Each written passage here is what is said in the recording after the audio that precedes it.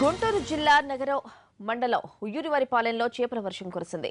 నార్మలలో చేపలను పట్టుకునేందుకు గ్రామస్తులు ఎగబడ్డారు. రాత్రి కురిసిన భారీ వర్షాలతో పొలంలో చేపలు పడ్డాయని ఆనందం వ్యక్తం చేస్తున్నారు రైతులు.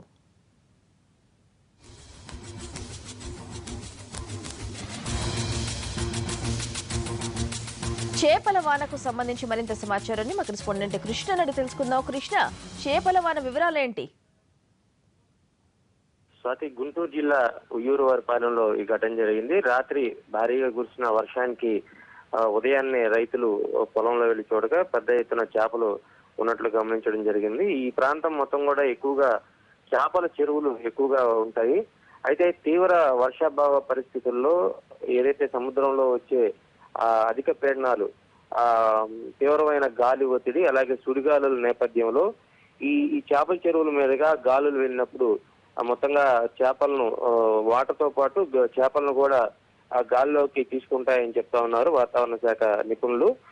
అయితే ఇవి ఎక్కువగా గతంలో అమెరికా ప్రాంతంలో జరిగేవి. అయితే ఇటీవల కాలంలో భారతదేశంలో ఇటీవల కృష్ణా జిల్లాలో కూడా ఇదే పరిస్థితి తలెత్తింది. ఈ నేపథ్యంలో భారీ వర్షంతో పాటు చేపలు కూడా కురవడం జరిగిందని చెప్తా ఉన్నారు. అయితే ఈ చేపలు వర్షంతో పాటు చేపలు కురిసిన విషయం తెలుసుకున్న గ్రామస్తులు పెద్ద ఎత్తున పొలం ఉన్న ప్రాంతానికి చేరుకున్నారు. అక్కడ పడి ఉన్నటువంటి చేపలను కూడా ఏరుకోవడం జరిగింది. అయితే కొన్ని చేపలు ఇప్పటికే మృతి చెందడం జరిగింది. అంటే పొలం పక్కన గట్ల మీద పడిన చేపలు మాత్రం మృతి చెందడం జరిగింది.